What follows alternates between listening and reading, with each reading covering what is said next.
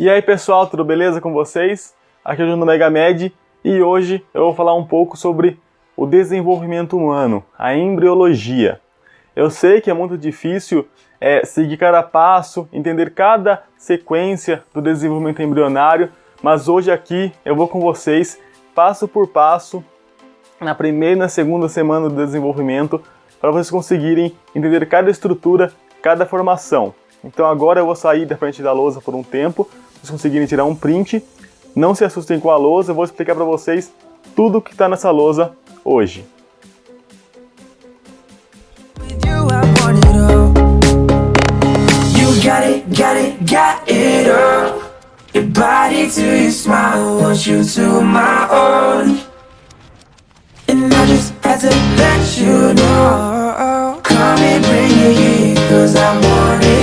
Então é isso aí, pessoal. Bora começar a aula.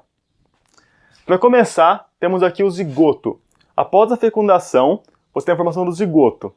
E ele começa a se dividir na tuba uterina. Por volta de 30 horas após a fecundação, o zigoto começa a fazer suas primeiras divisões. Ele vai formando blastômeros, mas ele continua no mesmo tamanho, embora ele se divida, ele continua com o mesmo volume. E por quê? Por que ele continua com o mesmo tamanho? Porque ele é envolto pela zona pelúcida. Esta região aqui, a zona pelúcida, envolve o zigoto. Então, por mais que ele vai se dividindo, ele não aumenta o seu volume. Ele continua com o mesmo tamanho. Ele vai formando até formar a mórula. A mórula ela é formada por 12 a 32 blastômeros. Na fase de mórula, o zigoto ele já está em forma de embrioblasto mais trofoblasto. O embrioblasto é a parte do embrião que vai dar origem aos folhetos embrionários propriamente ditos. Enquanto que o trofoblasto é a parte do embrião que vai dar origem aos anexos embrionários. O trofoblasto ele produz o fator inicial de gravidez nas primeiras 24 horas a 48 horas de vida ali do concepto. E o que esse fator inicial de gravidez faz? Ele é uma proteína imunossupressora que está envolvido com a aceitação do embrião pelo organismo materno. Então essa proteína aqui, pessoal, o fator inicial de gravidez, ele contribui para que o embrião consiga se instalar no corpo da mãe. Em seguida, pessoal, esta mórula continua se desenvolvendo e ela sai da tuba uterina e vai para o útero. No útero, ela chega na fase de blastocisto. Na fase de blastocisto é a fase onde ela se implanta no útero. Então a mórula fica lá, ela chega por volta do 4º dia após a fecundação. Do 4º ao 6º dia ela se transforma em blastocisto. E o blastocisto é ele, pessoal, quem se implanta no útero. Então primeiro ele se adere ao útero, ainda formado por trofoblasto e embrioblasto. Quando ele se adere ao endotélio uterino, o trofoblasto começa a se dividir em sincício-trofoblasto e citotrofoblasto. E é o sincício-trofoblasto, pessoal, esse negócio aqui que parece que está invadindo mesmo, que está, invadindo e destruindo o endotélio uterino. É isso daqui que faz com que o embrião ele se instale no útero materno, que ele vá entrando no endotélio uterino, no endométrio. Então aqui ele vai soltando algumas enzimas que vão degradando o endotélio endometrial, fazendo com que o blastocisto consiga entrar. Então, pessoal, aqui vou explicar um pouco para vocês. Isso daqui é o embrioblasto. O citotrofoblasto é esse daqui em verde, que envolve o embrioblasto. Isso daqui é a cavidade blastocística. Esta cavidade blastocística ela fica preenchida por líquido que estava dentro do útero. Aquele líquido que reveste o endométrio entra dentro da cavidade blastocística. E o sincício-trofoblasto, pessoal, ele vai invadindo em direção ao tecido conjuntivo do endométrio. E assim terminamos a primeira semana de desenvolvimento. Em seguida, para a segunda semana de desenvolvimento, temos o sincício-trofoblasto invadindo cada vez mais o endométrio materno. E aqui, pessoal, já temos uma grande diferença no desenho do final da primeira semana. Por quê? Porque o embrioblasto, o embrioblasto ele vai se dividir em duas camadas, pessoal, em epiblasto e hipoblasto. Então, de embrioblasto, você tem epiblasto e hipoblasto. Do epiblasto, a camada de cima aqui, você tem o surgimento de algumas células que são os amnioblastos. Os amnioblastos, pessoal, eles vão dar origem à camada amniótica, ao âmnio. E dentro desse âmnio, entre o âmnio aqui e no interior do âmnio, você tem a cavidade amniótica. Então, era embrioblasto, virou epiblasto e hipoblasto. Do epiblasto, você solta algumas células que vão dar origem ao âmnio, aqui em cima. Então era só aqui, saíram células daqui e foram recobrindo aqui no interior do citotrofoblasto e deram origem ao espaço amniótico, a cavidade amniótica em volta pelo âmnio. E o hipoblasto, pessoal, o hipoblasto, ele também vai recobrir o interior aqui do citotrofoblasto, só que na parte de baixo. Ele vai dar origem ao que, pessoal? As células que saíram do hipoblasto, aqui revestindo aqui em vermelho, elas vão dar origem ao que chamamos de membrana exocelômica. E dentro dela temos a cavidade exocelômica. Então, pessoal, isso é a mudança básica desse desenho para esse desenho. Aqui temos embrioblasto, aqui temos hipoblasto e epiblasto. Já jogando para a formação do âmnio e da cavidade exocelômica. Então, revisando, embrioblasto saiu para hipoblasto e epiblasto. Do epiblasto, que fica em cima, aqui a referência do desenho, é claro. Do epiblasto, que fica em cima, saem células para formar o âmnio. E o epiblasto continua ali. Ele é como se fosse o chão da cavidade amniótica. E do hipoblasto saem células e formam a cavidade exocelômica. O hipoblasto também continua ali. Agora é como se fosse o teto da cavidade exocelômica. Entenderam? Indo para o próximo desenho, pessoal, ficou um pouquinho mais complicado, mas tá tudo certo. No sincício trofoblasto, pessoal, ele continua crescendo. E um detalhe importante, como é que ele cresce, pessoal? Eu não falei, mas o sincício trofoblasto, ele é uma célula, ele é uma massa de células tudo bagunçado, é multinuclear, ele não consegue se dividir, ele não se multiplica por si só porque as células estão organizadas, não dá para fazer mitose com uma massa celular que não é organizada.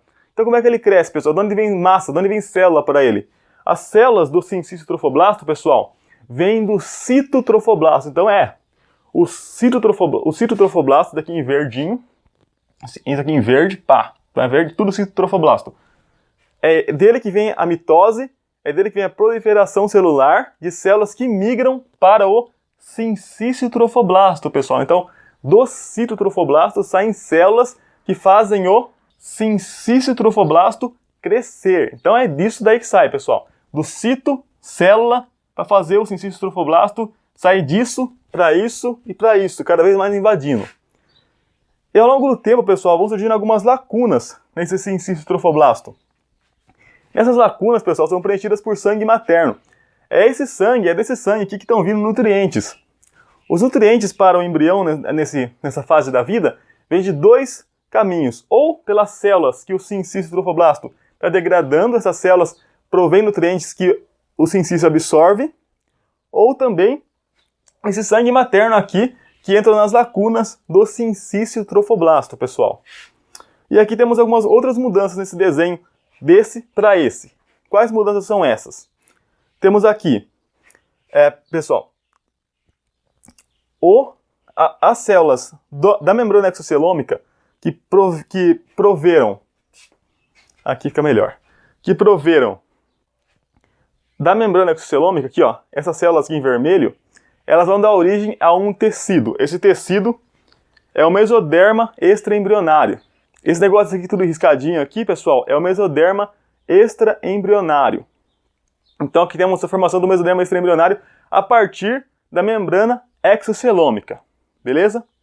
Então aqui o mesoderma extraembrionário pega tudo aqui, ó. É um tecido que vai envolver o hipoblasto, epiblasto, espaço exocelômico aqui e tal. E, pessoal, a cavidade exocelômica e a membrana exocelômica era, então, presta atenção nesse caminho. era membrana exocelômica e espaço exocelômico, cavidade exocelômica. Os dois juntos vão dar origem ao saco vitelino primário, pessoal. Então, era membrana exocelômica e cavidade exocelômica, virou saco vitelino primário. Não é o definitivo, é o primário. Então, aqui é o saco vitelino primário. Aqui continua igual, aqui ainda é âmnio e cavidade amniótica. Essas foram mudanças desse desenho para esse desenho aqui. E agora, pessoal, para finalizar, esse último desenho aqui, que é o final representa o final da segunda semana de gestação, o final da segunda semana do desenvolvimento humano, é só um adendo, pessoal. É o sincício trofoblasto quem produz o HCG. Aquele hormônio que é detectado no teste de gravidez, é essa massa de célula aqui, essa massa de célula, quem produz esse hormônio, o HCG. E qual é a função dele, pessoal? Você usa para detectar a gravidez, mas a função desse hormônio, o HCG, é contribuir para o crescimento do sincício trofoblasto. Então, continuando, esse último desenho. Esse último desenho, pessoal, uma das maiores mudanças que ocorreram foi a seguinte, pessoal. O mesoderma extraembrionário vai dar origem a outros dois mesodermas. Então, sai do mesoderma extraembrionário para formar outros dois mesodermas extraembrionários. E seria o mesoderma somático extraembrionário, que é essa parada aqui, ó. Essa parada não. Essa parada aqui. Isso daqui é o mesoderma somático extraembrionário. E que eu estou riscando aqui, ó, envolvendo por dentro o citotrofoblasto em verdinho. Esse negócio aqui, ó, riscadinho em preto. Isto é o mesoderma extraembrionário somático.